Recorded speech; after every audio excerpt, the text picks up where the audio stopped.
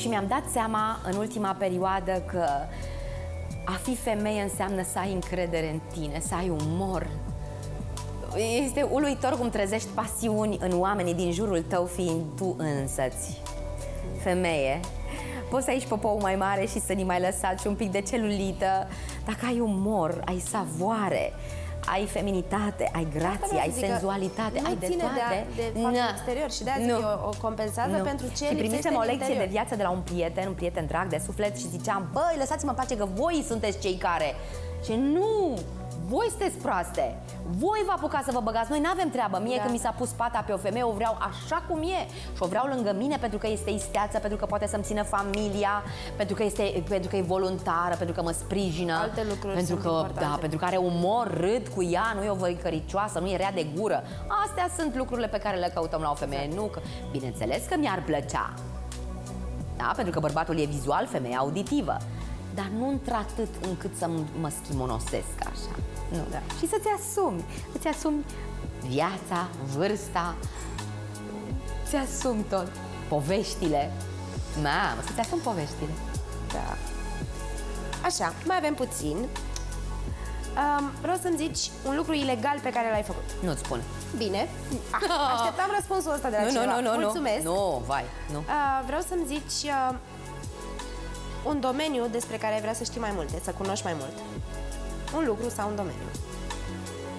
Ce-i dincolo? Ok. Vreau să mai știu ce ai schimbat la viața ta dacă ai ști că nu te judecă nimeni, dacă ai schimbat ceva.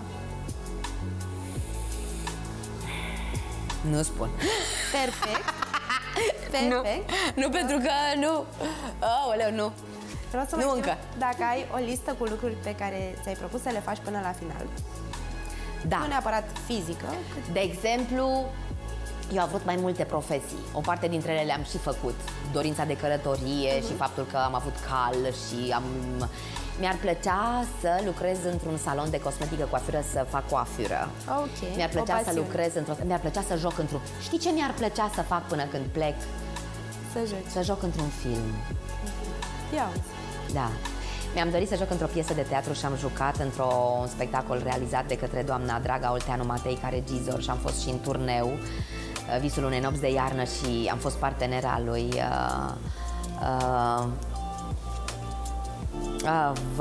Valentin Uritescu și cu Bogdan am jucat cu teatru de la Piastra Neamț și mi-a plăcut și aș mai vrea. Mi-a plăcea să joc într-un film. Bun. Atunci mi-ai răspuns și la întrebarea un vis pe care l-ai în momentul ăsta. Să spunem că e. Pe care l-am în momentul acesta cel mai mare vis? Un vis, un vis. Da, și ăsta ar fi. Să am... Mi-ar mai plăcea un timp.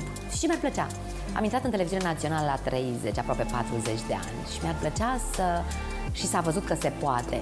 Mi-ar plăcea să fac o emisiune totul despre femei, pentru că mă regăsesc acolo.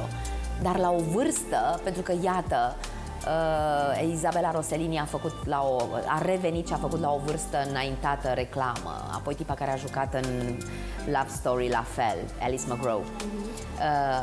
Mi-ar plăcea să revin să fac o emisiune un timp, să se realizeze că se poate. Se poate și la 56 și la 60 să fii acolo, plină de viață, să te bucuri, pentru că femeia după 50 de ani nu mai e ca pe vremea mamei mele. Eu mă simt mult mai femeie, mai cu încredere, mai îndrăzneață, nu cu tupeu, atenție, îndrăzneață, încredere, atitudine. Altfel decât la 20 când eram o găină, cotcoduceam, gâscă, sau la 30 când abia începusem să fac cunoștință cu mine și mi-am dat seama, au câte ceva, sau la 40 când am știut și ce să fac cu mine, însă din vanitate, acum lucrurile stau altfel. Acum nu mai contează, este atât de importantă liniștea sufletului meu și a minții mele și a spiritului și a trupului, încât nu mai contează. Wow. Și femeile să vadă că se poate și să nu se... Vai de mine, am ajuns la 35-40 leșin că, uite, a început și se termină pământul cu mine. Aiurea, pentru că sunt câteva care nu conștientizează asta, dar marea majoritate am îmbătrânit, gata, nu mai oale și ulcele. Aiurea! Aiurea! Trendul este ascendent. Wow. Crede-mă. 3 lucruri mărunte, care te fac foarte fericită. O prăjitură cu frișcă atunci când știu că n-am voie. Șoala crem sau o indiană. O dimineață fie cu soare în față, cu munte, cu verde, cu ciripit de păsărele, fie la mare. Fie la mare. Dimineața aia. Nu e obligatoriu să aud o melodie, o muzică. Nu e obligatoriu. Ce m-ar mai face fericită?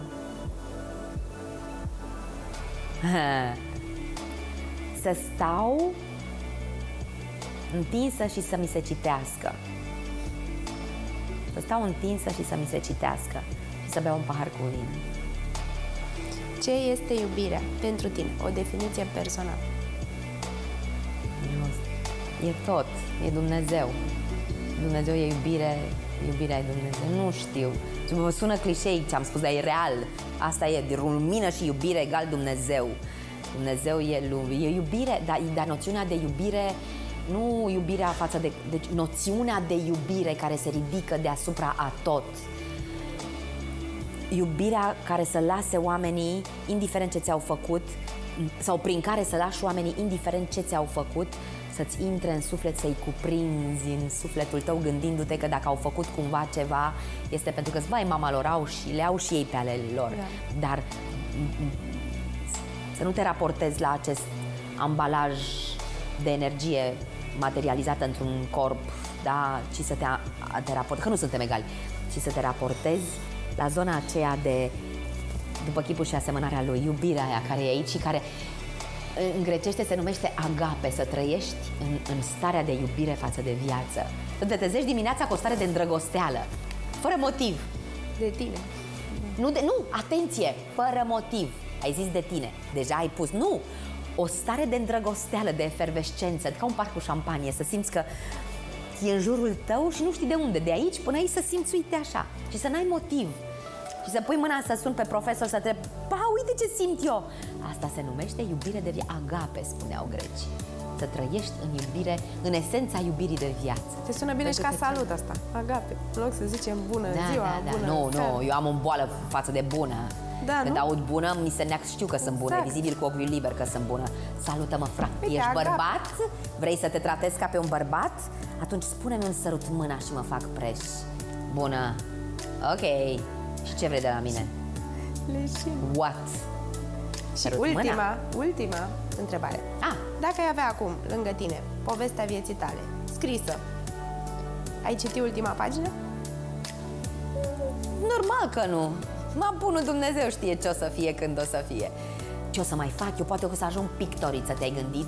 Sau poate că o să ajung pianistă. Și cine știe ce o să fie? Deci, în fiecare dimineață mă trezesc punându-mi întrebarea: oare ce mai pregătește Universul și astăzi? Mi-orlăi la finalul zilei? Gândindu-mă oare ce am făcut? Sau sunt într-o stare de agape? Adică, nu contează. Pentru mine este important aici acum.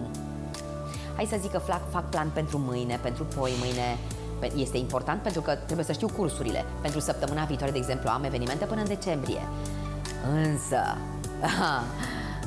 nu stau să le cuantific. Dacă nu se întâmplă, nu se întâmplă pentru că așa trebuie. Dacă se întâmplă, be my guest.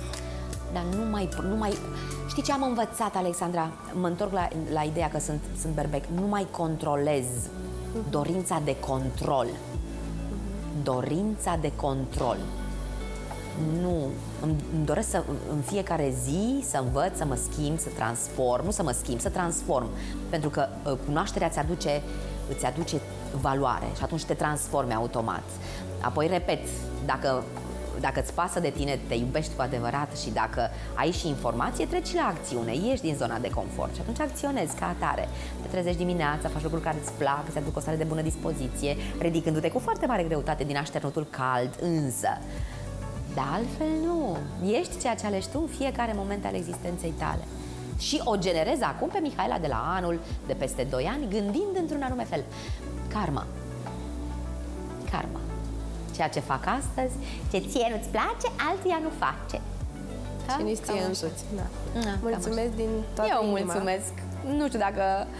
Probabil că tot timpul mai am ceva de spus. După ce o să încheiem dialogul, o să îndrum spre următoarea întâlnire, o să zic... Am ratat-o. De ce nu i-am spus, Mara? De ce nu i-am spus asta? Dar nu mi-a plăcut cum am stat. Dar de ce nu m-am machiat ca să pot să dau ochelarii jos? Pentru că ăsta e motivul pentru care, dacă nu-s machiată, nu-s machiată și nu-mi place să arăt, da? Cam așa. Mulțumesc mult. Eu mulțumesc. Și să avem timp de calitate și iubire. Să ne iubească iubirea. Gata, am tăcut. Trăiți într-o stare de compasiune, ceea ce înseamnă iubire față și stimă și respect față de aproape, nebăgându-vă ca ștrampul în viața lor. În schimb, să vă pese și raportați tot ceea ce faceți la confortul celui de lângă voi, mergând pe principiul pe care tocmai îl spusesem mai devreme: ce ție nu-ți place, altuia nu face.